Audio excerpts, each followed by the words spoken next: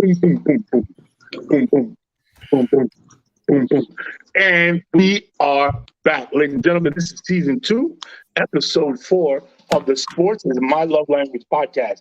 And as usual, I'm here with my crew. Super excited to have everybody back.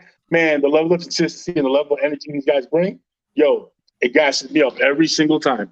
We got, as usual, we're going to start off with the first lady of our podcast. We have Miss Vega. We have my man, El Schefter. If you need the info, he's got it first. And if we got to keep it moving, we got my man, El Colombiano, Javito, going with it. We got the ref, Mr. Official, my man, Sean. What's going on, Sean? And coming in and out today because he's on daddy duty, we got AK and my man, Andre. So they'll be joining us every couple of seconds for their topics. Yo, we got a great show today, man. First of all, there's a lot going on in sports right now. There's a ton going on. We could, next week is going to be a great show because we're going to lead you guys into like March Madness talk. We're going to, NFL Combine talk. But for today, we just spread the gamut, man. We said, football is over. Let's touch on a couple of different sports. Let's touch on what's hot in a couple of different sports. So we started off with, as usual, the next sport up, which is basketball. All right, and we started talking about right now. There's a popular thing out where there's a lot of lists that are going on, and within those lists, it's cool. Sorry, guys, hold on. Within those lists, there's a lot of conversations that are happening. Whether it's the top 75, whether this is that. Somebody in our pre-production dropped a really interesting question, and their question was, "Who is the best duo today?" Now, let's give you a little in the past. We're not talking about in the past, but like Shaq and Kobe, Jordan and Pippen. We're not talking about that. We're talking about today in this league, right? 2022. Who is the best duo in basketball? What do you guys got? All right. Well, it's been a long time since I've been able to talk about the team that I've rooted for all these years, the Bulls. And I'm pretty happy with the success they've had this year. I'm, happy with the team that they put together. But I think because of the duo of DeMar DeRozan and Zach LaVine, I think they're the two that have been carrying the Bulls this season. Some people have been saying, especially lately, that DeRozan is an MVP candidate. DeRozan is a beast. I could go with that. Obviously, there's other candidates that definitely, are in the running and probably being the top one right now, the top candidate. But it's just, I like the way that they've been playing together. You would think, that they're both perimeter type players, but really DeRozan kind of just plays in kind of in the middle of the. He's like a hybrid, right? He's like a hybrid. He does like that mid-range jumper, post up against his defender. Attack the basket type of thing. He's not really shooting a lot from the outside, whereas Zach LaVine is almost doing some of the other stuff, right? He does shoot from three-pointer. He attacks from the outside into the perimeter as well. So they're kind of working off each other, and then obviously the other players feed off of that, whether it's Vucevic in the paint, and then the rest of the guys that are playing their roles in the perimeter, shooting, playing defense. Obviously, we wish we had Ball and Caruso back, but they'll be back eventually. I don't know what Tristan Thompson will give them, but right now those are the two guys carrying the team because LaVine's averaging about 24, 25 points a game. DeRozan's averaging 28, and really after that is Vucevic with like 17, and then it just drops after that. So you could just tell that it's just coming from those two guys. They're leading. Those are the 2 seed, I believe, right now in the East. I don't think anybody was expecting that. I mean, I think people did expect the Bulls to be a better team than where they were seeded last year. They were just, I think, outside the bubble, I believe, or the play-in or something like that. And now, they're sitting at the 2 seed. And obviously there's been some things going on with the other Eastern Conference teams, but I think the East is better overall, in general. And, I think I have to make a case for those two guys right now, because I think it wasn't expected for them to be this good. I don't hate the pick. I can see where you were going with it. You know what I'm saying? Do I think they're number one? But I do see what you're saying, especially because nobody saw that coming. Yeah. Nobody saw DeRozan. I always thought DeRozan was a good player. Right. I didn't see this. Right, exactly. That's kind of what helped me lead to it, because you know, I mean, we can look, you know, and I know, I'm sure, you know, AK. I think I know where AK is going to go with his too. You know, you know, there's other duos in the league that are obvious candidates. You know, and I believe they're going to get spoken of. I just wanted to make sure that I put that out there, and I think You gotta give your boy some love for being the best duos. And I think some of the duos that are out there, you know, right now, like maybe one of them is injured. Like I could easily have said, you know, Booker and Paul, but Paul's injured now. But yeah, I mean but that's a good case as well. So I didn't want to go there because, you know, I don't know how the impact of Paul is going to impact the Suns right now. Doesn't seem to be affecting them that much. But I just said, you know what, let me go with my team. It's been a long time since, you know, the Bulls have been relevant. So I just decided to go with that manner, in this manner with these guys. What do you call Javito? Who do you got? Am I on? Can you hear me? Yeah, you're on. All right.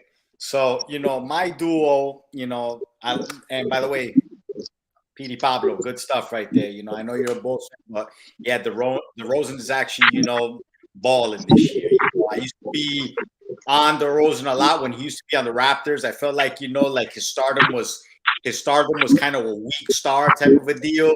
But, you know, he's a baller, bro. Am I going to put him an A+ star? No, but he's on the B+, A- type of a deal. But he's balling this year, and he's kept the Bulls pretty much in it throughout the whole time he's been there. But now I'm going to go back, and I'm going to go to the defending champions right now. You know, Chris Middleton and Giannis are basically, to me, the best duo in the NBA right now. Reason being is that, you know, Giannis could do it basically on the inside on the fast break and defensively, while Chris Middleton could just basically just take over with his shooting. You know what I'm saying? So it's a hard duo to basically stop, because if one of them is going on, that team is. If just one of them is hot, that team has a chance of just winning that game. You know, and if both of them are hot, you pretty much are at the mercy. All right. And, you know, you could bring in the other role players that you got, like Jrue Holiday, which I felt was the biggest pickup last year for them to win the championship, because he might not be a great offensive player at times, but he gives 100%, and he's a big-time defensive guy. So, you know, but going back to the best duo in the NBA right now, you know, it's Giannis and Chris Middleton. But I will say this, you know, do not look at RJ Barrett and Julius Randle, baby. No, I'm kidding. I just had to be a Knicks fan there, but they ain't doing anything. But to me, it's Chris Middleton and Giannis. Yeah, I can definitely, and that's kind of almost in the same direction I was thinking of with DeRozan and Levine, because how they play off each other, you know. Yeah, you know, Middleton's that shooter and even that closer, you know, based on last year, and then Giannis does everything else: attack, play defense, rebound, and it's just a good competitive balance. So, but yeah, I mean, I'm definitely not gonna argue. Dre, what do you got? I know you're a Golden State fan, but right now, so I want to see where you're gonna go with it. Right now, as far as the best duo, even though it's not what anybody wants to hear because it's only after 3 games, it's James Harden and Joel Embiid. Because of the ability of their strength, which is high screen and roll, both of them. Harden's like the absolute best at it in the NBA because of the fouls he can draw, and because he's 87% from the foul line, and Embiid's 89%. So when the game slows down and you got to pick your poison, I would like to see what teams are going to do. Because if you have to sag off a Harden, that means Embiid's going to be one-on-one from the mid to low post, and Embiid is unstoppable. Everybody's talking about all the players this year. Embiid's the MVP of the NBA, hands down. Give it to him now. He's balling. He is balling, bro. When they get to the playoffs, they just got to double team Embiid, and Harden will choke like usual. So it'll be all right. But that's the thing. Tyrese Maxey is also a player that benefits off of Harden. It's not just Harden. And Tobias Harris hasn't really come around yet, but he's a solid player. Absolutely. That can command the double team as well. Absolutely. It just hasn't come together because they just got a couple moving pieces and lost Seth Curry and a couple other players that was core of their team. So That's why it doesn't look how it's supposed to look right now. But Philly, man, I wanted them to win it when Allen Iverson was there, but then Kobe and Shaq. But now I really think this is Philly's best chance since the one that they had, which was like 50 years ago almost. I mean, you definitely can't argue that they're a terrific duo. I guess the only thing I would push back on is that it's been 3 games. Yeah, give it time. That's what I would say too. But I'm not gonna lie. I think by the end of the regular season, they're gonna probably be the best duo in the NBA. Oh, absolutely. For sure. I'm gonna say Giannis and Chris Middleton, bro. I'm gonna say this. I'm down with the king. I'm surprised. Listen, people are sleeping. Listen, this guy's frail. That's it. The eyebrow is frail. The eyebrow is frail. I will say that, and that's why he's never on the court. And they haven't had they haven't been able to put something together, and they don't look all that great. But to me, when they're both healthy and they're playing, kicking on all cylinders, the best duo in the NBA is the eyebrows and James and the King James. That to me is the best inside out. You got the multifaceted tool of LeBron James, and you got the inside game and outside range of the eyebrow. This ain't 5 years ago, Mike. This ain't the bubble from 2 years. Not even the bubble from 2 years ago. If that's the case, then it's hard. Then it's KD. That's what I'm saying. I'm saying if we're just sticking to like what's going on now. I mean, they'd be in the conversation if they were playing together. Yeah, then you would have to say KD and Kyrie. You're right. That's what I'm saying. You if you're gonna say LeBron and AD, then KD and Kyrie are better. Yeah. Javi, I understand what you're saying, but this is Chris Middleton's lowest statistical season in 6 years. He did not make the All-Star team, so I can't agree that this season they're the best. Maybe last season, Chris Middleton is averaging only 7.2 defensive win shares, meaning anybody can get whatever they want. I'm okay with that. If I can jump in with some stats, some 20 points a game, bro. Just listen to these stats: 58 points per game, 17 assists per game, 26 rebounds per game, and 94% from the free throw line. Who's that? Harden and Embiid. 3 games? It don't matter. Yeah, I guess. Normally. AK, who do you got? Yeah, AK, come back. He's back? Yeah, so I say without a doubt right now it's Harden and Embiid, and I'll say this: 50% from the field, 80 for 160, 40% from 3-point line, 40 free throws a game. I don't think the Timberwolves are bums. The Knicks are there. I mean, they're obviously not a great team, but there's no chance. When you watch Harden play, he's obviously a much better second player, third player. Right? Like he when he has the ball in his hand, he's facilitating the whole offense. And Embiid has never had somebody who could go left, who could go right, who could pull up, who could go through. He's never had somebody who could do that. I mean, 100%. You can't crown anybody. Like there's a long season. Kyrie might come back. Other teams will get better, but 100%. These guys are right now the best duo in basketball. Hold on. You said he didn't have somebody like that. He had Jimmy Butler. I'll give you Jimmy Butler. That's fair. But Jimmy Butler doesn't have the ball on a string like Harden. You could even argue he's 100% a better defensive player, but he didn't have the ball on the string like Harden. Jimmy Butler is nowhere close to James Harden offensively. Nothing. They should not even. But James Harden's nowhere close as Jimmy as a defender. Nah, yeah, that's perfect. But if you're talking about in the playoffs, offense, high screen and roll, unstoppable offense beats good defense. Look at the Warriors' 3 championships. That's all I say. I think that's a pretty interesting point you guys made. I think James Harden's only made it to the finals one time, and that's when he was on the bench, right? James Harden has never been in a guard center pick and roll situation before now. He was with Clint Capella. Clint Capella sucks, bro, compared to pick and roll. Pick and roll, though. Pick and roll. Joel Embiid. Joel Embiid probably better than Jokic. Jimmy Butler by himself finals. You can't do way high better than screen James and roll Harden. with 2 guards. I'll take Jimmy Butler over James Harden. Ooh, Jimmy Butler over James You Harden. got to remember too, though, Jimmy Butler, and this was the only, we should have 100% without question re-signed him, but we also knew he was going to be about 35 or 36 at the back end of that contract. I can't say Jimmy Butler's as dominant today as he was 2 years ago, and he's not going to be like the drop off has not been crazy, but he's not going to get better going forward. You know what I mean? I mean, James Harden is going to get better. I know James Harden's not going to get better, but his game is different. It's not so predicated upon athleticism and things like that. James Harden was averaging 12 assists before KD went down in this season with a pot belly. Yeah. Are you kidding me, bro? James Harden's one of the top offensive players in the history of the game. No, Harden wears a Didn't they lose like 12 in a row when he was on the court, though? Bro, listen to what we're talking about. Duos, right?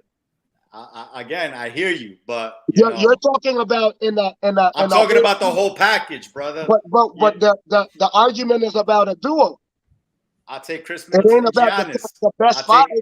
See, I think what Javi's saying, right, is coming off of a championship, who better complements each other? Giannis and Middleton's game, right? That's established. We know what that looks like. The Embiid Harden thing is still an experiment. It's so to jump on it and dive into it is kind of difficult when we only have a small sample. I'm looking at a proven commodity against something that, you know what, has a lot of potential. So I'll give you this, Dre. Potential, hell yeah. Mike, that's fine. All right, so what's Giannis and Chris Middleton's offensive strategy in when the game slowed down? That they don't need Drew Holiday runs pick and roll with freaking Giannis, not Middleton. They did in those finals. Holiday runs they did in the finals. But they did, Dre. But they could do it if they really want to, though. But it's not effective because Giannis is crowding up the paint. Giannis's jump shot is nowhere near Embiid, so that pick and pop is not the same. That pick and pop is not the same. And Chris Middleton doesn't have the handle that Harden does, so the attacking is not the exact same. And this is a pick and roll ISO game. I mean, that's what it is. It's 3-pointers in the playoffs.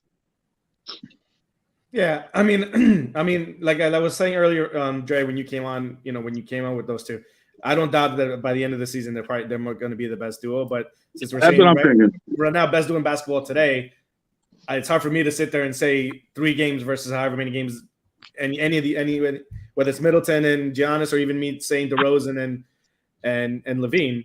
I think we're all in agreement that at the end of the season, it's looking like the best duo. Unless they completely shit the bed, it's going to be Embiid and Harden because they and James Harden is known to shit the bed. He really is, though. And I don't think I think of any player in the NBA, that rule change, that foul, that cheap foul rule change that they did has affected him the most, man. He's not getting to the free throw line like he did last year. No, but they're going to be doing it in Philly. They're going to be doing it in Philly. They're going to live at the line. Instead of getting 10 free throws or 12 free throws, he gets 7 or 8. But instead of getting 8 or 9 assists, he gets 12 or 13. Yeah, it's gonna balance itself out whether Harden gets them or not, and Embiid's gonna benefit from that. So, all right, so we're gonna move on to the next topic, and we're gonna start with Jen because me and Jen had a heated interaction on the group chat about this. Okay, so Derrick Jeter was the Miami. He was an exec over here in Miami with the Marlins. Yeah, he had a tenure with them, and now he's left. Now there's rumors floating that he's going to be with broadcasting in the booth, doing maybe possibly a show here and there. Jen, what are your thoughts? What did you hear about Derrick Jeter coming forward? What are his possibilities? Where could he go? Okay, so right now the only channel that has mentioned anything is ESPN, and they want to court him. They want to go after him. I can see your point where you put up that he is. Don't do that. Hold on, Don't hold undercut on, me before I hold make my on, point. How you hold on. undercutting me before I get to say what I I was could going to say? see, I could understand what you were posting, but this is my argument. Okay. He comes off as a person that's very similar to my husband. When my husband is around people who he does not know, the lips are quiet. There is no personality. You wouldn't know anything about him. You wouldn't learn anything about him. He shuts down. I mean, I can't tell you how many events I went to by myself while we were dating because he does not like to be around strangers. That's just who he is. Okay. Once he gets used to people, he opens up and it's a different story. If he's Social with anxiety.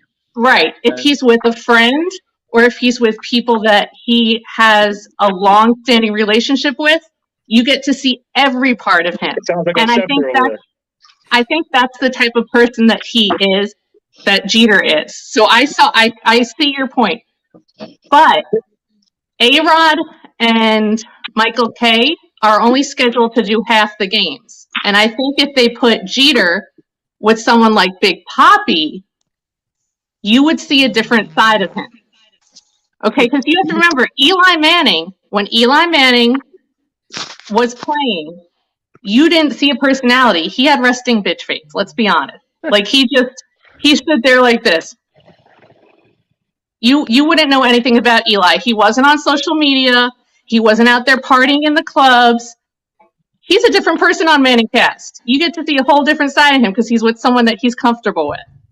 And I think that if they did something like that, where they put him with an outstanding personality, a rival, even a former rival, I think you'd see a different side of what you perceive he would be like. I That think you're being giving said, Derrick Jeter too much credit. I think you're giving him way too much credit, assuming that he could flip that. I'm going to say this. There's no indication to me, right, that the guy has, I'm not saying he's a bad guy. I'm not even saying he has a bad personality.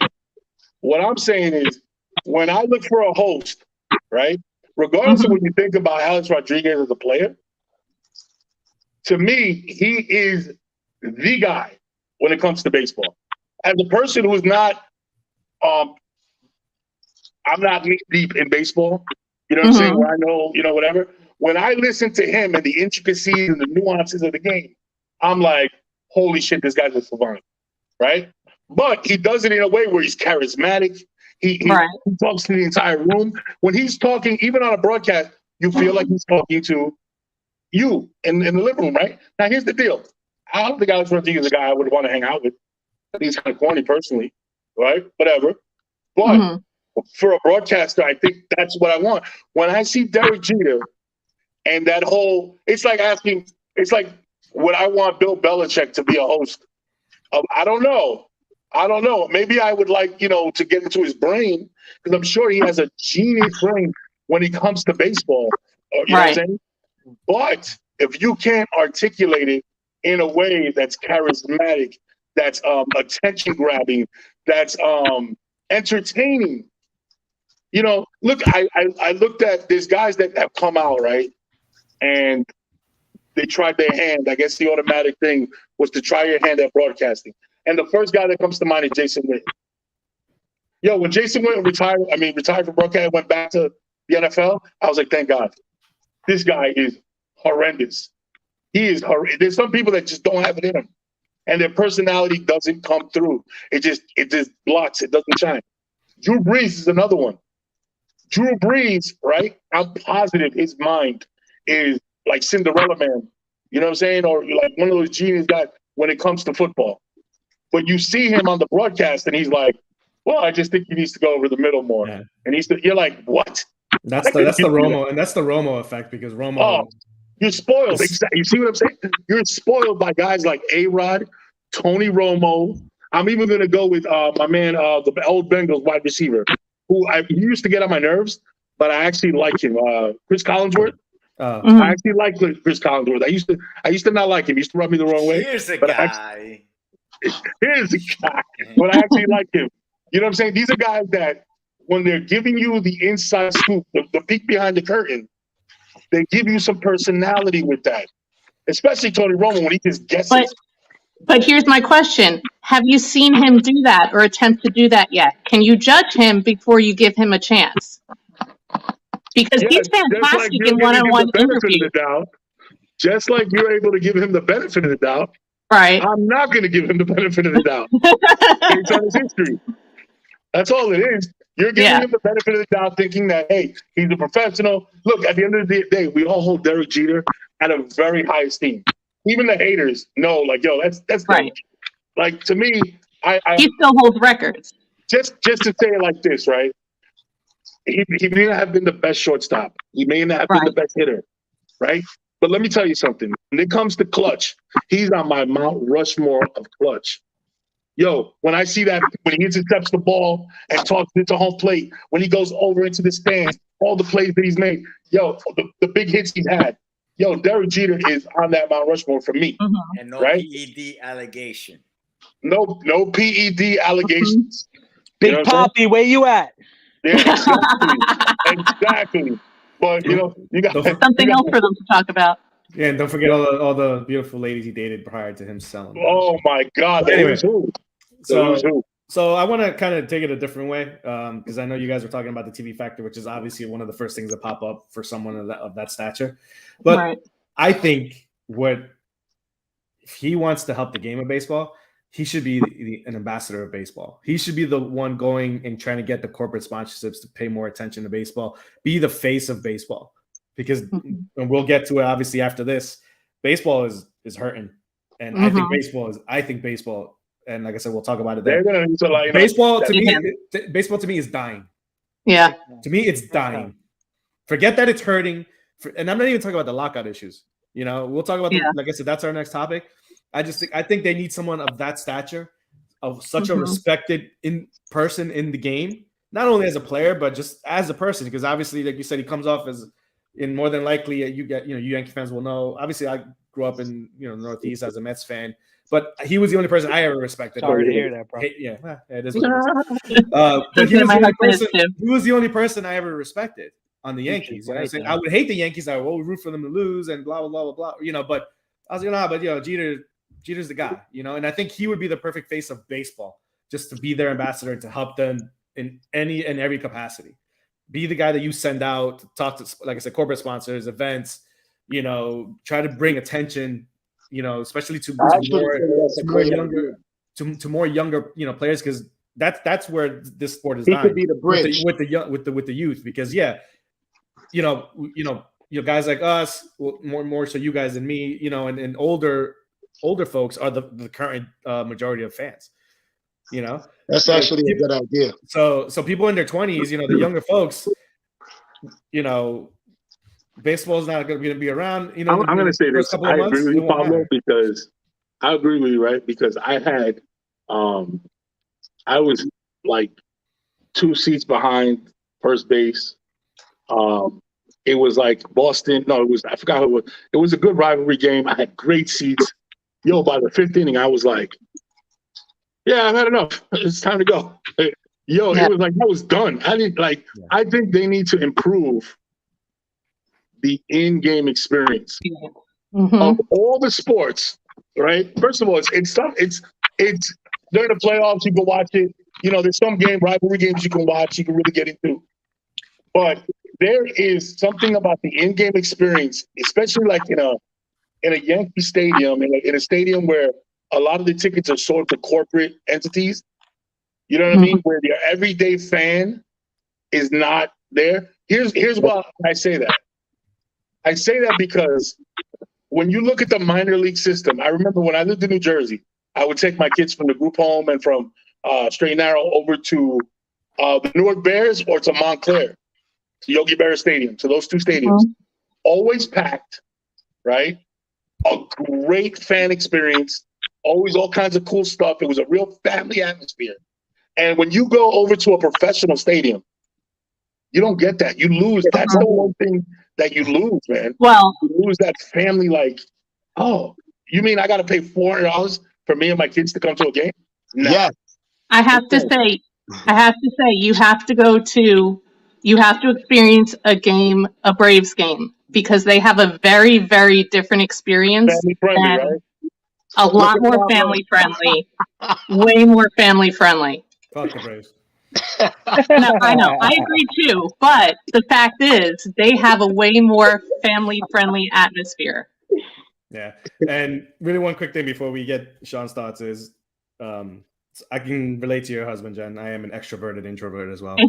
Okay. Yeah. So you know what I mean. Like, that's just and it was just something understood during dating. I never asked him to go anywhere where there were strangers because of it. So it's okay. I get it. Sean, what do you I think? get you, Pablo. I get you. So what do you got? Honestly, being a Yankee fan all my life, being a Jeter fanatic, the guy was just a class act all across the board from day one. What I see and what I feel personally is he's just got this ultra competitive nature, and sometimes when you have that competitive nature as an athlete, you can't shut it off. Mm-hmm. And knowing that he failed miserably in Miami, whatever happened there, I see him coming back involved in a GM role. And me being selfish, of course, what better place to see him as in New York Yankees? You think you would take him over Brian Cashman? I see Cashman slowly weeding his way out eventually.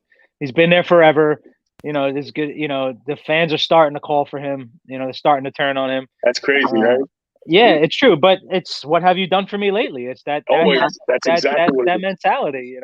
I've been calling for Cashman to be fired years ago. Yeah. So what I think is just the competitive nature, and what better person to have as the face of your franchise for the past 20-something plus years. Now coming back home, you're going to see that first. I see him taking some time off, being a dad, being a family member, but you're going to see his face in Yankee Stadium a lot more often now, which you didn't see when he was, the owner of the Marlins. And from there, I just see it escalating into something deep. They're going to want to keep him involved. Yeah, and his competitive nature is going to bring him back, I think. And I'm hoping it's with the Yankees, but I wouldn't use his tenure in Miami to fully judge him as an executive. No. There were certain things that he wanted to get done. Part of it wasn't able to get done because money wasn't spent. Yeah. And just because he was the CEO, and you can say, well, shouldn't he be the one spending the money? But part of that plan was the revenue that was going to come in, corporate sponsors and stuff like that, and that just didn't happen. So then they couldn't really spend the money that they would have liked to have spent because the revenue wasn't coming in the way they projected for it to come in. That could have been a mistake overall by them because the type of market they thought that they were going to be able to do this in, it wasn't there, and it hasn't existed down here in a while. So I don't know why that type of strategy was done, but it's gonna fail from the beginning. Have you guys ever been to a Marlins game? I have. No. If you go to a Marlins game, you might as well show up in the fourth inning because nobody else does. Nobody else. You can get a ticket for $10. Yo, that you can go to the nice ass bar that they have up top and chill up. You want to go to a Miami Heat game? Yo, you better be ready to sit around a bunch of empty seats till about 6 minutes into the first quarter. Correct. It's insane how late people are. Where in Madison Square Garden, that's an event. People are there early. It's packed. People, even leave after the game's over. No. In Miami, people show up around 4 or 5 minutes, 6 minutes into the first quarter, and you'll see them walking across courtside, practically stopping the game just to go get to their seats. It's insane. And it's funny, even down here is just so before we move on, even at Dolphins game, people will still not be in their seats, but it's not because they're not there. It's that they're still tailgating outsbut they're just like, we'll just go in after the first quarter. We'll just stumble in after drinking all morning after the first quarter. But they're there. They're just still outside drinking. Yo, for real. Great. All right, let's talk some lockout. This is the next big thing in baseball, man. So apparently the first two MLB series have been canceled. Usually around April we start getting ready for for spring ball. Go take a trip to Port St. Lucie. Everybody starts making their gathering with their boys, doing all that stuff. And this year, man, like Pablo was saying before, this is coming. It couldn't have come at a worse time. I know Sean made a joke the other day about players coming back juiced. from all the off time and no testing and all that stuff. Mhm. Baseball's going to need it. Oh, they're gonna. Baseball is absolutely going to need another Sammy Sosa and Mark McGwire or something to attract. You know what I mean? So I'm curious to hear, Sean, what are your thoughts on that, on the lockout situation? I think it's disgusting. It just seems that every couple of years or so, they're always in these heated bargaining agreements that just seem to put a damper on the game. The game has, like Pablo said, has enough dampers for itself coming in as it is. The owners are just being so shady and shifty on this one, if you ask my opinion. It's just horrible. It's just, like I said, it's the only sport where you see more talks, and kudos to the union, to the players union, for standing their ground. Not, it's the world we live in these days. Everybody is just trying is to abolish the unions all across the board, not just in the sports world, but you're seeing it happen all across the board. Okay, in school districts, in workplaces, Teamsters, like all these construction areas, you're seeing it all across the board. So what I think is happening is they're trying to, take a little bit of the power back away from the Players Association, but they're just failing miserably when they're doing it, and they're looking like they're getting egg on their face big time.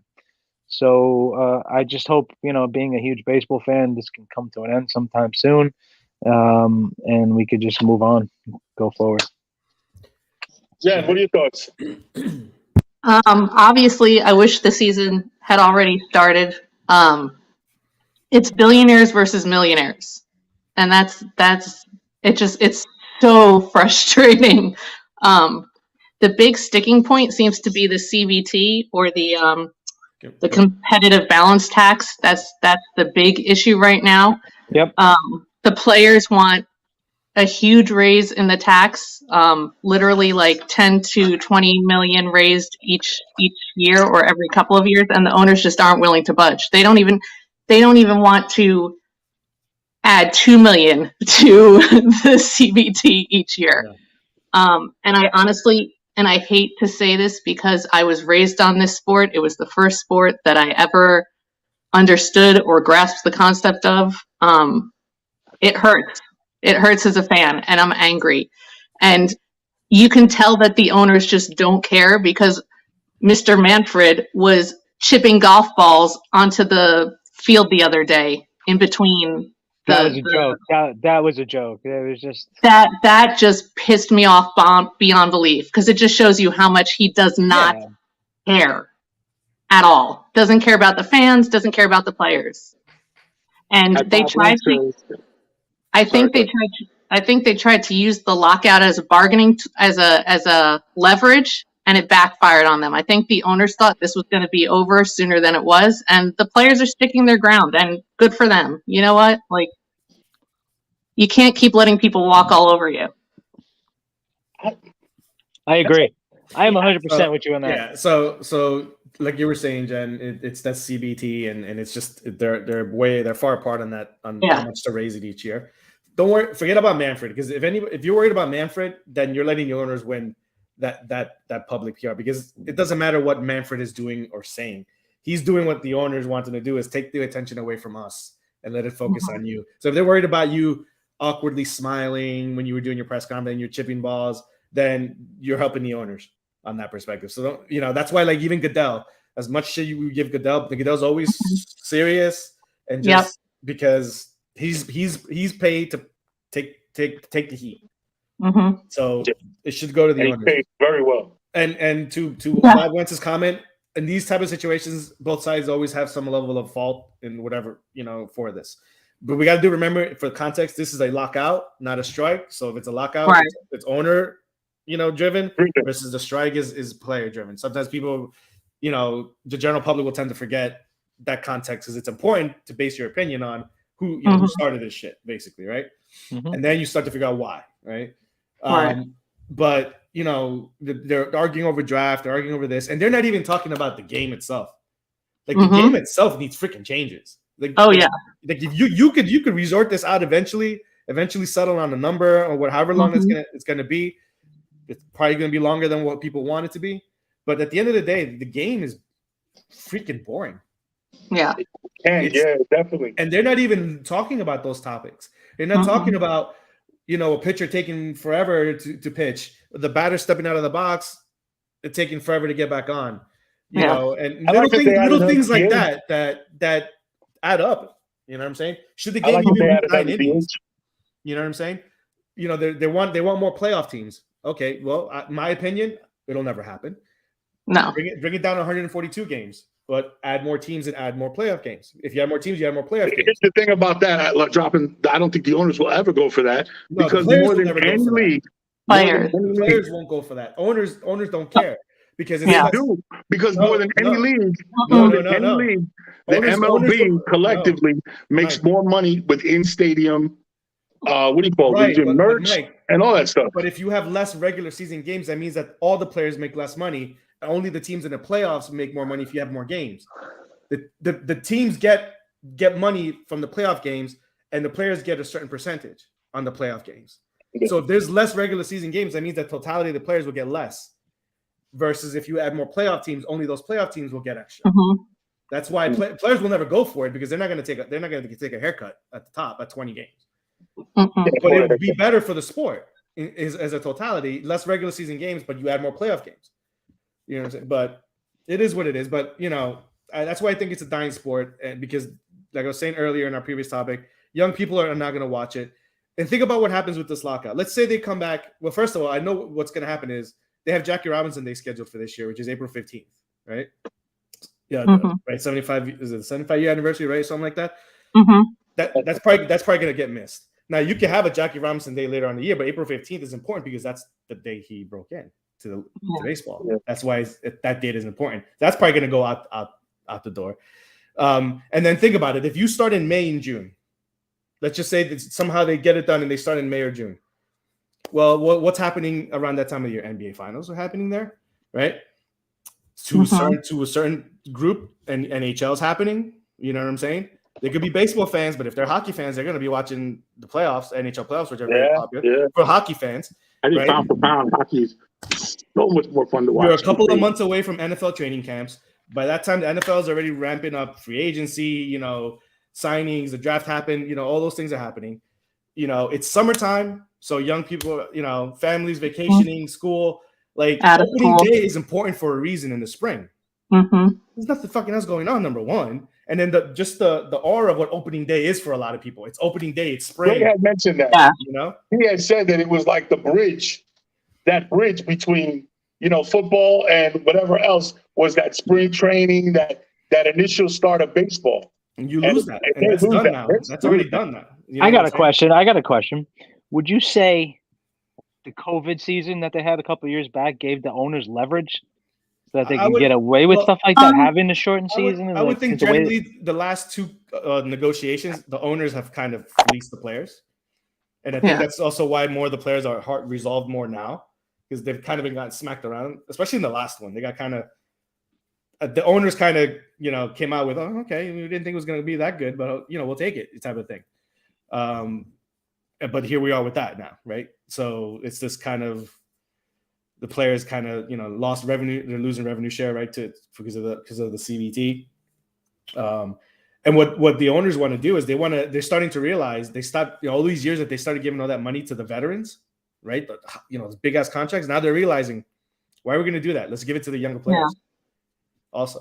So there's just a lot of sticking points that they're dealing with right now, just on that. And like I said, then the game itself needs to get fixed after that. So I'll jump in and say a couple of things. Number one, first of all, I give props to the baseball players union, because it's easily the strongest and most well run and just the best union in sports. It's kind of the blueprint for North American sports. I think Jen said it really well. I mean, you're billionaires versus millionaires, and I will, caveat that by saying not every baseball player maybe is a millionaire, but almost everyone is, at least if they've been in there for a few years. And so I'm going to be on the side of the players, certainly. But you guys all brought up really good points. Like the sport itself is not what it was when we were growing up. Now, the playoffs is a whole different animal. Like, I played 1 year of baseball. I was a big kid. They stuck me in the outfield, and it was boring as hell, right? Like, I think that was majors. I never wanted to play again. Like, I was like, this is not for me. Unless they give you a chance to pitch, it's super boring for someone like me who was used to playing hockey, basketball, football, things like that. But I still watch the playoffs in baseball every year. Like when the playoffs are on, I watch that and I enjoy it because it's the same way. I'm not a soccer fan, but I love watching a World Cup or Olympic soccer match. Or if there's something there where it's country versus country and I have interest, like then I enjoy it because that's the art of competition. So I think they do need to speed up the game. I think the average game is between 3 hours and 20 minutes and 3.5 hours. They got to speed that up. They should go down. It's Mike's point is right. I read that the other day. Like they bring in more revenue in regular season than anyone else, but you need to bring that 162 even down to 154. What Pablo said in the 140s. You got to just figure out a way to make it a little more fast-paced. Make it more meaningful. Make it more meaningful, exactly. And I also think that, keep encouraging, which may not be the way I personally like to play sports, but keep encouraging the showboating, keep encouraging the stuff that the younger generation really likes. I'm going to tell you, you're making a great point, AK. I don't mean to interrupt, but you're making such a good point that I want to interject because if you know where they can get a good lesson from, where they can learn a lot from, the World Series of Baseball. When you watch freaking Dominican Republic play Puerto Rico, Mexico, I watch that shit. Let me tell you something. Even the Asian one, the Japan, it's extremely entertaining. You know what they don't have in those games? The bullshit unwritten rules that we have in MLB.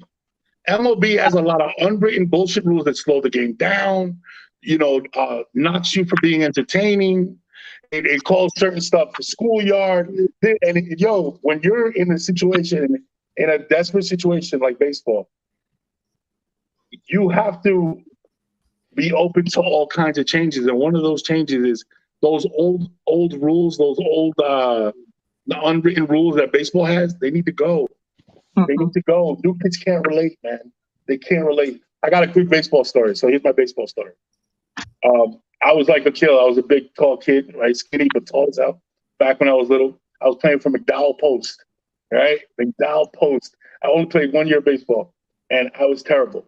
They put me out of deep left field, right? Come out there playing with the grass. And the coach decides, all right, we're going to have a little hitting practice. So we hit the ball out to us, fielding practice. And everybody would catch it and throw it back in. He would hit it to me, and I could not throw the ball to second base. I couldn't even get to second base. I could not get to second base at all. So the coach starts berating me. Mind you, I'm 7. And he's like, what are you, pussy? What the fuck is wrong with you? Just completely, I'm ready to cry out the left field, right? So I'm pissed. I'm so pissed. He hits me the ball. Bang. I catch the ball. I throw my glove on the floor, and I gun the ball all the way to home plate. My man just drops his bat quietly, walks all the way out to left field slowly. I'm talking about a slow stroll, and looks at me and goes, "Hey son, do you know you're a lefty?" I swear God, these were my exact words. I don't know, man. My mom bought me my glove. I had no fucking clue that there was such thing as a lefty baseball player, bro. So this guy's calling me a pussy, all kinds of names, and I'm like, I couldn't get the ball to second base, bro. I got pissed, dropped my glove, and just gunned that shit all the way past the pitcher's mouth, right to home plate. He just looked at me like, that's hilarious. And that's why a guy needed that. If we're reminiscing about baseball stories, I got my teammate to the left of me over there, bro. Mickey Mantle, Sandy Koufax, North Bergen baseball, right, Javi, bro? Yes, Javi was nice like that. Yeah, now we had some battles, bro. We almost got the brawls. Javi was an instigator too, bro. He was the biggest instigator, bro. I'm shocked. No, not Javi. Never. That's fucking hilarious. The good old days. Mike, speaking. And real quick, I just want to give, since we're on the baseball topic, I just want to give a shout out to my cousin.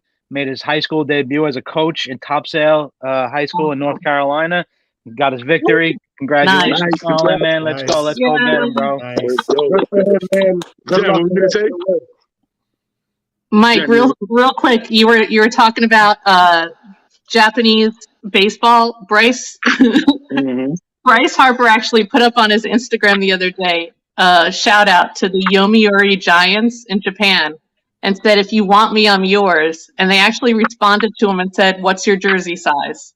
Yo, you know what? Yeah, right. A couple of players are going to go international. I wouldn't doubt it. Why not?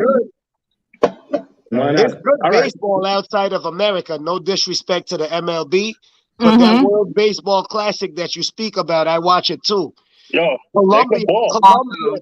Colombia just won that. The How about Caribbean this? World Series. You know that in DR, Dominican Republic, I think it's Lindsay versus, it's like Red Sox Yankees. Like And yo, Licey. those, right? Yo, those stadiums are rocking, rocking during that game. Like, yo, it's like, it reminds you of a soccer stadium when they're beating drums and stuff. Right. Bro, let me tell you, I umpired Dominicans men's league games, bro. It's crazy, bro. You want to talk about? Yo, it's these dudes come from the Bronx and shit with like bogeys in their mouth, bro. They pull up, they're like, "Yo, what's up?" Yo, this dude gets on the mound, he's throwing like filthy hooks, bro. Like I'm like, what is this, bro? He just rolled out of bed, bro. He got his do-rag on, bro, cornrows. I swear to God, yo, he looks like he just came out of 142nd in fucking Washington Heights, bro.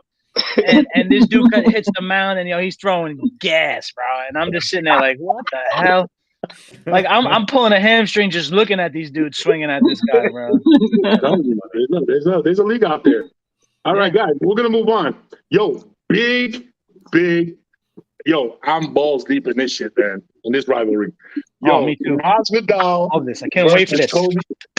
Versus Kobe Covington, March 5th. Pablo, see you at Twin Peaks. Twin Peaks. Yo, holy shit. This is as personal as it gets between two fighters. Yeah. I call it friends turned enemies. Friends turned enemies, man. They are now. I hope I spelled enemies right. Did I spell enemies right? No, you didn't, but we'll let it Yeah, go. it's all right. Let me hide that. Let me hide that. I didn't wear my glasses. Outbergen education, baby. I didn't wear my glasses when I did it. I didn't wear my glasses when I did it. In my defense. But you couldn't see the keyboard. Yeah, pretty much. What do you call it? But yo, huge fight. Here's the deal, man. So there's a lot of heated animosity. They used to be best friends, training partners at American Top Team. So there's like a real soap opera attached to the whole thing. So Kobe went the route of being the heel and basically turned, quote unquote, turned on Masvidal and basically was like, we used to be best friends, now you're trash. Yo, as recently as yesterday, mentioned his kids. Brought his kids into it, man. Brought his kids into it and called him, yo, you're just another Fidel Castro. He used to be on food stamps. So that's like, yo, he's a Cuban from Miami. That's like calling a girl from North Bergen a cunt. All right? That's the worst thing you could do. There's nothing worse than doing that. Screwed up my iced tea, bro. I thought that was whiskey. Yeah, right? No. In Miami, I promise you. So he called him Castro, made fun of his kids, or made, remarks about his kids. Yo, what do you guys got, man? Are you guys eyeing the fight like I am? Because I'm telling you, I'm balls. I've watched every video, I even posted a couple on our group page. Sean, I know you've been watching it closely. Oh, dude, I am so jacked up for this. I couldn't tell you. First of all, I just want to start. Like, growing up in the day, I was a huge WWE fan. So the way that they are selling this fight is just fucking awesome. It's just like, yeah, it's just awesome. It just sets up for like the male soap opera. Like let's just rock and roll. Like it's got everything. Like you said, I'm gonna get into the little technical end of the thing. This is gonna be a fantastic fight. Okay. The whole, I'd love to think that this is all real and it's not just them selling the drama. And if it is, we're in for some fantastic night. That's what I'm looking for. As far as I'm a huge Jorge Masvidal fan. Love him to death. However, I don't think he's going to fare well against Kobe in this fight. I'm just going to be honest with you. I'm going to go, Masvidal's 35-15 overall record. His only 2 losses have came to one of the best fighters ever, in the world, Kamaru Usman. But if you see the way he fared in those fights, okay, as the way in the comparison to the way Colby fared in those fights. You had Masvidal got knocked out twice. Okay, Colby went the distance with him. Right? Didn't he have a T? Oh no, TK. Didn't he have a TKO? Yeah, first one was a TKO. He got a jump First up. one was a TKO. Yeah. TKO. Yeah, first one was a TKO. That's right. I'm sorry. He had the leg, right? He got his jaw broke. The road stops. The road stops. There you go.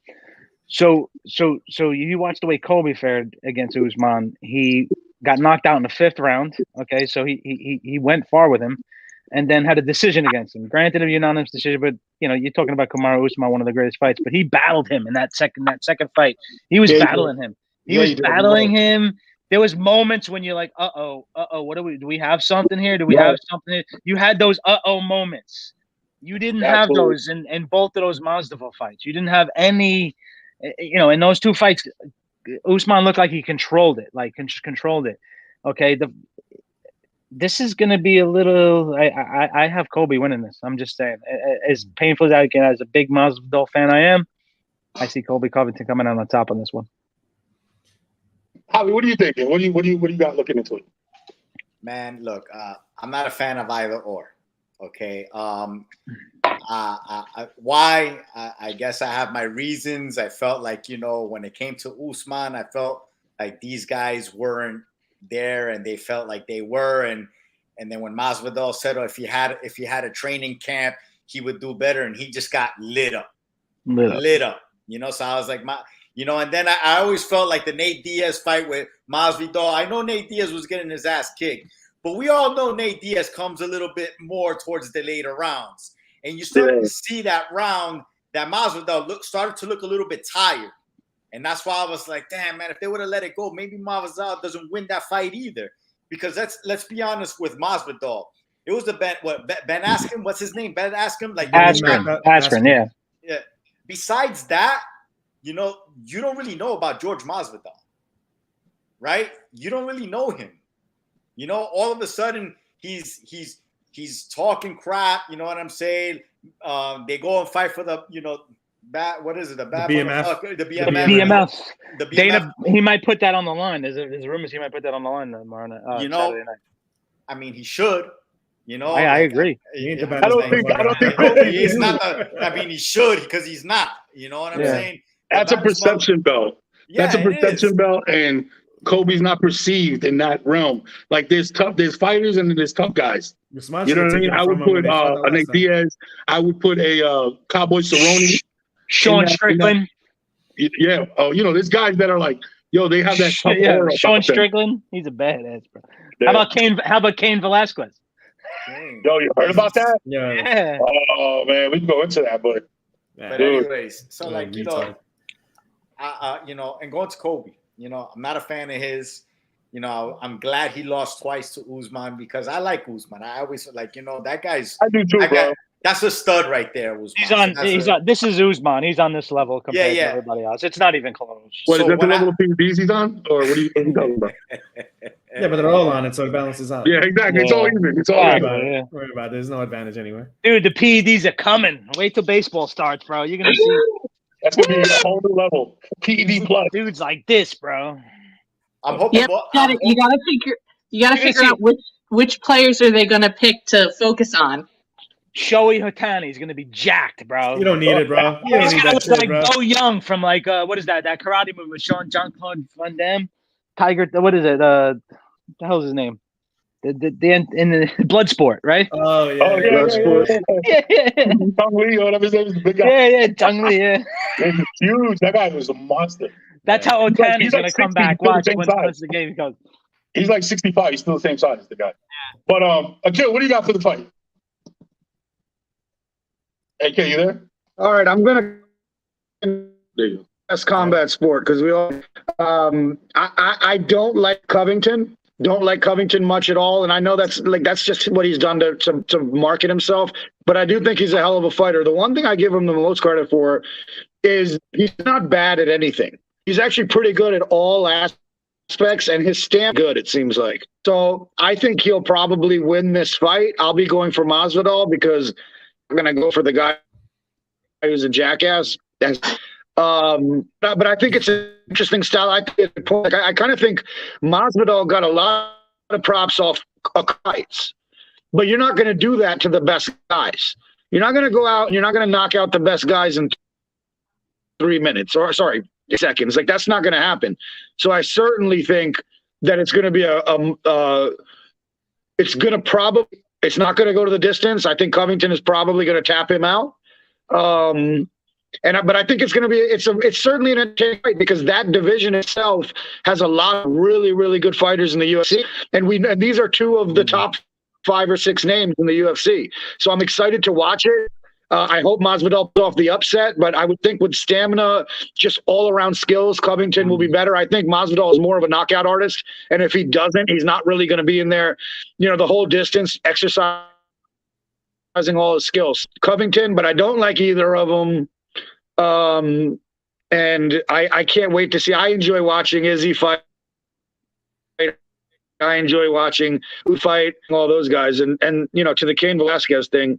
What a shame. But when I read why he did what he was reckless as hell. I understand the concept behind his motivation to do something, sir. Yeah, that's deep. I have to get more info on that. Like, I want to see what's real and what's not. Like, what news comes out. If what he did and why he did it, which is his niece, got molested or touched by a pedophile. A nephew, my bad, by a pedophile that was working at a daycare, an in-house daycare, or staying at an in-house daycare that the child was at. So he ran up on him and shot at him, except he missed, and he hit the guy's father, and the guy's father's in critical condition. So he dies. He's going up the river for a long time. I mean, he should go with a medal on his chest. Like, the reckless. Yeah, it was reckless. Yeah. He shot him. He was. Not for nothing. You're Cain Velasquez, bro. Why wouldn't you just knock the dude out, bro? Seriously. Yo, you make a good point, bro.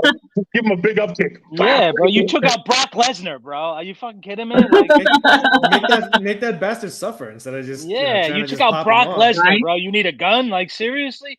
If you take out that dude, you could take down a building, bro. Let's say this: styles make fights, and I think unfortunately for Masvidal, Kobe's strength at this point is his wrestling and his endurance. Because those two things, above everything else, it's his wrestling and his endurance. I would say his endurance 1, his wrestling is 2. He doesn't change. He doesn't. His pace doesn't change. Now, we've never actually seen Masvidal fade, but we've seen hints of it. Like, I mean, it's a good point, man. When we saw him fight Diaz, there was a point in that fight in late in the rounds where you saw that.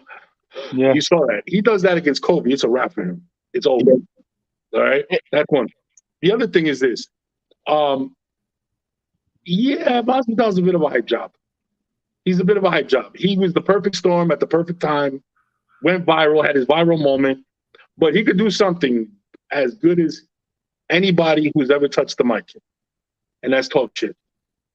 Yo, my man talks shit with a serious face. And when he talks it, people believe him. He was talking today, the shit he was talking in his press conference, and he says it with a straight face. The thing about him, he comes with an aura of credibility because he was doing the street fighting. So they were like, oh, this guy's really about it. You know what I mean? He was a Kimbo Slice protege. Yeah, so he wins that war. He wins the verbal war every time. Because even when they were on ESPN with Stephen A. Smith, Kobe's like, yeah, he's like Dak Prescott, or he's like your Knicks, Stephen A. He's being a cornball. Meanwhile, this guy's over here talking about, I'm gonna break your face, like just flat out, like I'm gonna put you in the hospital, like I'm gonna kill you. But with that said, I don't think it's gonna be a fast fight. I think it's gonna be, I'm gonna go into the 3rd round. It's gonna go into the 3rd round. I'm gonna say Kobe's gonna have a 2-1 lead at some point early, maybe Masvidal.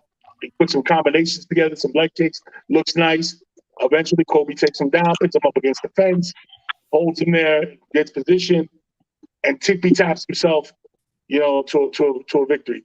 If he gets it down around 3 and 4, that's where I want to see what happens. Because if Masvidal's the dog that we've been sold that he is, it's going to be a war in the 5th round. If he's that guy. I don't know if he's going to have the stamina. If he's not, there you go. If he's not, this is his last fight. He retires. He's done. Too many croquetas he's eating down here, bro. Yeah, he's done. You know what? It would have been really interesting had he not catch fucking Askren with that flying knee right away to see how that fight would have played out. Because Askren is a wrestler, dude. He would have been on him, leaning on him, waiting on him the whole fight.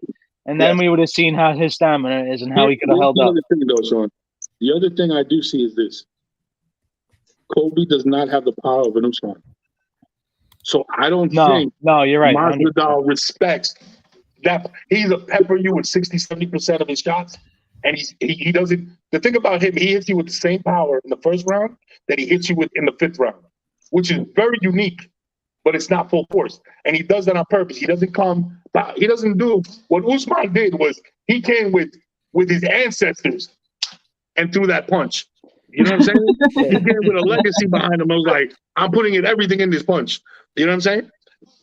Kobe's not going to do that. So. No. And he will struggle getting a submission, any kind of submission on Jorge because of his height and size. And that's what I was going to say. I think when it comes to Jorge, his keys to victory are his takedown defense,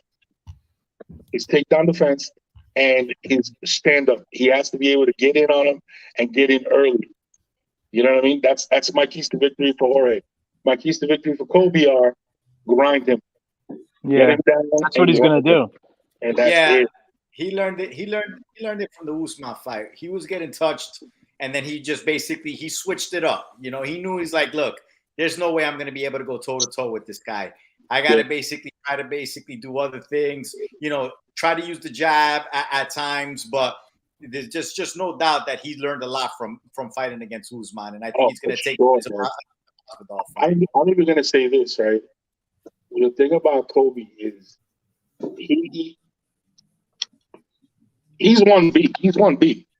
Usman is 1A. But what you saw in the Usman fight, the first Usman fight, but you didn't see it as much in the second Usman fight. And I think Jorge Masvidal talked about this, that he used to see it in training and he has seen it in other fights with him. When Kobe got his jaw broke, you saw that. Now, okay, I'm not talking about normal humans. A normal human gets punched in the face and you see like the fight come out of him. Like, oh shit, all of a sudden he's like, yo, who hit me? What was that? You know what I mean? In a street fight, you see guys get punched and they get punched serious. Like, boom, I'm not mad anymore. You know what I mean? In a fight like that, it's a look, it's a switch in movement, it's the slightest thing. And Jorge was pointing out that in that first fight, when he got clean flush, his eyes did a thing like, oh shit, like I'm in a fight, like, oh shit. You know what I'm saying? And he was like, that's the moment he checked out. And that's the moment he wasn't going to win the fight. And he's seen that before. So if Jorge actually has really seen that, and he can get that moment where he makes him check out, woo, that's a gangster right there, bro. That's a gangster. So I'm really excited to see where it goes. Even just the pre-fight hype. The pre-fight hype is the shit talking alone has been enough for me. The face-off is going to be fun. The face-off's going to be fun. Oh, I want to see. He was like, is he going to shake your hand after the fight? And my man goes, he won't come near me. He won't come in my circumference. He's like, I will punch him in the face even after the fight. I don't like him. I was like, he's like, if we were in a situation where both of us could die, or we either help each other or both of us die, yo, I'm starting a fist fight. We're both dying. Just like that. He said, he's crazy, bro. All right, guys, we're gonna move on, man. So exciting fight for the fifth. Last topic of the day. My man P.D. Pablo, you hit us off with this one. You were talking about the hot take. Give us the hot take of the week. So this is basically just picking off the perspective that Charles Oakley said recently about Giannis, that he would come off the bench in his era. So I wanted to see and have this discussion is, just really, like, number one, like, did someone hit him in the head? Did one of these UFC fighters hit Oakley in the head or something? This should be short and simple. Yeah, and just kind of talk about, like, okay, how would Giannis fare in that era? And then I kind of just, jokingly, partly jokingly, partly serious, say that Oakley in today's era wouldn't fucking get off the bench at all. Just given the nature of the NBA. So I just kind of wanted, to gauge you guys' thoughts on, could Giannis dominate? Because I don't know. I don't think anyone's going to disagree that Giannis could play in that era, right? But could he dominate in that era, given the nature of those 80s, 90s rules versus his physical skill set, just his physicality in general, his size, his speed, things like that. Could he? The key is dominate. I would like to go first on this one. Yeah, go ahead. Okay, so name me a player that had his athleticism, size, strength, and skill set. LeBron. No, back then. Nobody. Xavier McDaniel. Hakeem Olajuwon. Not the speed. Not the speed. Exactly. My point being is this: he was very close in a lot of. Don't get me wrong. The Dream was better in certain things post game, but maybe Sean Kemp. Close. Yes, and they were dominant. And they were dominant. Yeah. And they were dominant. This one. And they were dominant. So Sean Kemp was dominant at one point in his career. So why wouldn't Giannis be dominant? Antonio McDyess before the knee injury. Dice was something else. Yeah, Antonio Dice was something else, man. Oh my God. Just that's a throwback. So like let me as a Knicks fan, you know what I'm saying? I love Charles Oakley. You know what I'm saying? Like that's my man. You know what I'm saying? Don't get me wrong. You know what I'm saying? I respect who Charles Oakley was and will be, because I hold him dear to my heart, because those Knicks teams were badasses, and I've never won a championship, but I just love the dog in them, right? They just always fought, and I agree what he's saying in the aspect of, what was it? That every single time he drives with that Euro step, there'll be somebody there to basically knock his head off. I agree with that part. I just don't agree with anything else after that. You know what I'm saying? There's just basically, you can't tell me Giannis, who's basically a bigger guy than Charles Oakley, and that's not going to be able to basically get around Charles Oakley, because let's just talk about Charles Oakley. The guy was a tree. He wasn't heavy, he wasn't laterally quick or anything like that. Like Giannis is laterally quick and strong. And what I've seen out of Giannis ever since he's been in the league, he doesn't back down to anybody, So I don't think he's going to back down to Charles Oakley, to Bill Laimbeer, because I think after a couple of whacks, I think Giannis is going to go after you now. Yeah. I think, Javi, for your point, I think that they're mistaking his little European style, his European talk, the way he mannerisms. Yeah, he's not soft. He's not soft at all. At all. He's not soft at all. He may speak mild-manneredly, or Right. He just speaks like he's from Greece. So he talks, very formally. No, they're completely misreading this guy. His physical ability and his dog in him. He has some dog in him. We saw when he dropped 50. He was angry. Who saw when he got booed for the foul shots and still had his composure to make 15 out of 17 in the last game? Insane. That's a dog. I think to me, the hot take part for me for this is I don't think Oakley could play in today's era. Yeah, Oakley can't play without a doubt. That's why I get back to always saying, I can't talk about basketball the same way basketball in the 90s, because it's a totally different game. Right now, it's about the outside shot, right? It's about spacing, right? Back then, everything was more towards the paint. You know what I'm saying? Everything was just all crunched up. That was the expertise. So I understand why Charles Oakley was a basketball player then, but there's players like Giannis that could basically play in that era, in my opinion. It's like the evolution of sports, right? A 100-meter sprinter was normally between 5'8" and 6 feet tall, like football stature, right? 200 pounds. Until Usain Bolt came, 6 feet 6 inches tall, and size 15 feet. He could barely get out the starting blocks, but if he did, he's gonna win the race. It's like Giannis now. It's like LeBron before Giannis. There are these hybrid guys now. They're fast. It's like the guy in the NFL. What's his name from the Seattle Seahawks? Oh, but Metcalf. It's like those guys. They're inexplicably athletic, strong, and they have the footwork at the same time. It's nothing Oakley could do. I understand what Oakley's fighting for, but at the end of the day, man, you can't take it. Giannis's Euro step would be a travel back in the day, like Javi said. But after that, after he adjusts to that and starts posting up and doing other stuff, there's nothing else you could do to stop him. And he will be blocking shots and getting rebounds with the best of them. So it's funny, it's funny, like physically, like, you know, just looking at Giannis, you know, the way he's built, it reminds me of the Davis boys from Indiana, except Giannis is so much more athletic, but he's just built like that, right? I say like a freakish Alonzo Mourning. Yeah, with the big shoulders. Yeah, but like a freakish, more athletic, like more athletic Alonzo Mourning. Yeah, he's the direct. So where people used to think that Tim Duncan was that perfect in the middle between a forward and a center type hybrid thing. Yeah. You know what I'm saying? Or maybe like a Kevin Garnett. I would say Giannis is that new evolution. He's that new evolution 3-4. Nothing you could do. The guy's good. Yeah. Almost like Karl Malone back in the day a little bit too. Yes. Because Malone was very pretty quick for a guy that size. Pick and roll. On that pick and roll, man. If you imagine in those days, you find the right point guard for Giannis running the pick and roll. You know. You guys talk about WWE. Did anybody else ever dream of seeing Karl Malone versus David Robinson in a fist fight? Hey,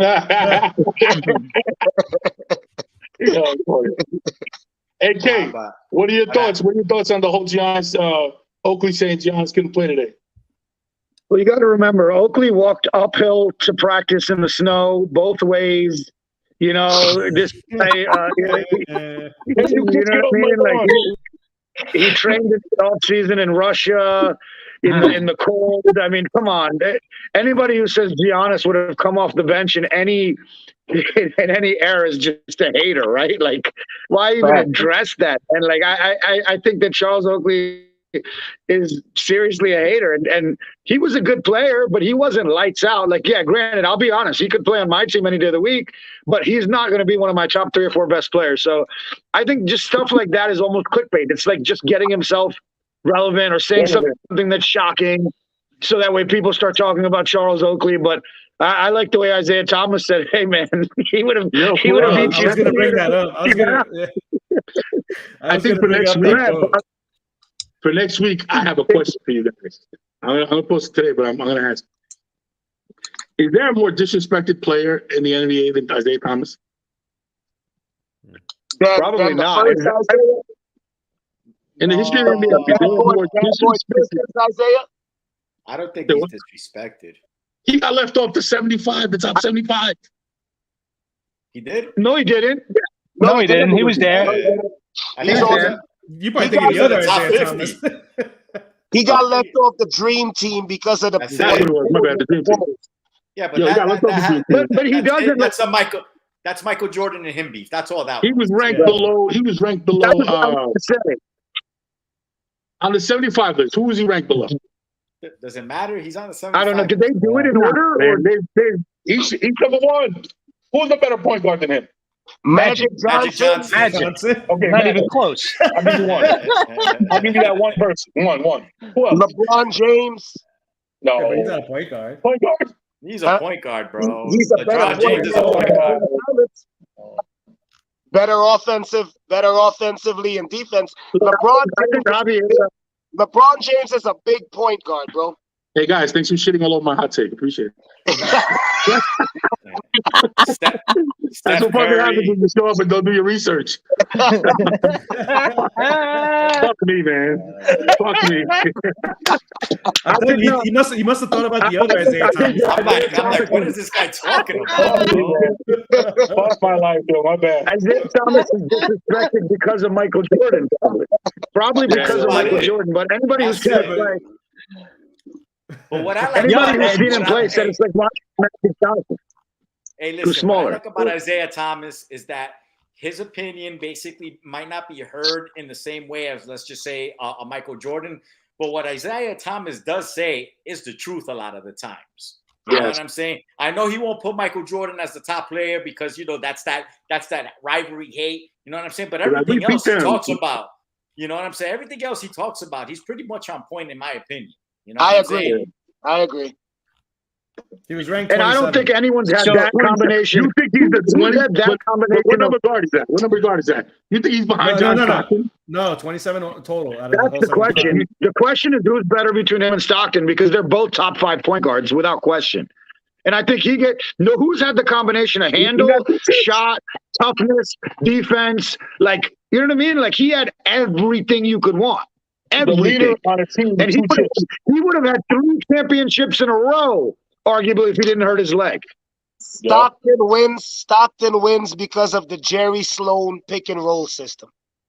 But he didn't win a championship, and he lost to the very Bulls that. Well, not the very Bulls, but he lost to the different Bulls. team. Yeah, This guy has 2 chips. I gotta go with Isaiah Thomas over John Stockton. No doubt. Not only that, I just think he's more of a clutch player. You know what I'm saying? Like it seems like when the moment is too when it's shining bright, Isaiah Thomas would show up. Well, I think John Stockton. Benny Microwave Johnson. And was Isaiah? You could argue Isaiah was the first of like the modern point guards who is going to go out and get you 25 every night. Yeah. The last point guard before that, the top ones are giving you 20 a night, or 19 or 18 with the 10, 11 assists. He's giving you 20 a night, like he's 25 a night.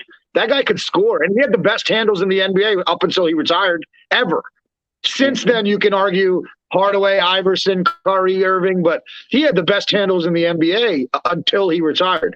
He's just one of those dudes who looks soft and talks like he's soft. Pete Maravich. Thank you. Isaiah Thomas. Thank you. Mark Jackson had better handles. Pete Maravich might have been one of the greatest college. Bro, I love you for the Knicks. Pete Maravich was one of the greatest college point guards of all. At LSU, he was a monster. Rod Strickland had better handles. As you say, college point guards, Bobby Hurley was the best college point guard ever. Not better than Pistol Pete. No way. You don't think so? No way. Pistol Pete. Pistol Pete was fucking like a legend in LSU. He was like still a legend today for what he did 55 years ago. Oh yeah. Greg Anthony was a better point guard than Bobby Hurley when he was on UNLV. Did we also forget about Oscar Robertson? Yeah, there we go. Pistol Pete averaged. Just ask the dream team how good Bobby Hurley was. Ask Magic and John Stockton how good Bobby Hurley and Chris Webber were. I saw that today. Hey, he was actually, when you look at the point guards in the top 75, because I even looked at 1 through 75, but Magic, as far as point guards, Magic was the highest, and then Robertson was second. Right. Stockton and Isaiah were 3 spots away from each other in the total 75. So, I think John Havlicek was in between them. Forgot about him too. So, just for clarity, Jerry West was around in that range also. All right, guys. Man, it's been a good show. Everybody, good shit. What do you call it? All right, so this is the deal. Every Wednesday night, you guys can catch us here, 8:00. Tune in next Wednesday where we show up for season 2, episode 5. We're really excited. We're gonna have some interesting topics. A lot of, definitely off the beaten path opinions. That's what happens when you put people together. We see you'll kill with What do you call it? Join us. What do you call it? Definitely comment. Definitely share. Tell your friends. This is the Sports is My Love Language podcast. If it's your love language like it is ours, join us, man. Come into our living room. Hang out with us for a couple hours a night. Let us know your opinion on some of these topics. Like I said, we're here to see you. Once again, this is my crew, the First Lady, Ms. Vega. We got my boy Petey Pablo, a.k.a. El Schefter. We got Mr. Official Sean Smith. We got El Colombiano, a.k.a. Javito. We got a.k.a. Brat, a.k.a. We got my man Ray, a.k.a. Major Money, performing at your venue sometime soon. And we out here. And I'm your boy Dropping Dimes. And we are out of here. Peace. Peace.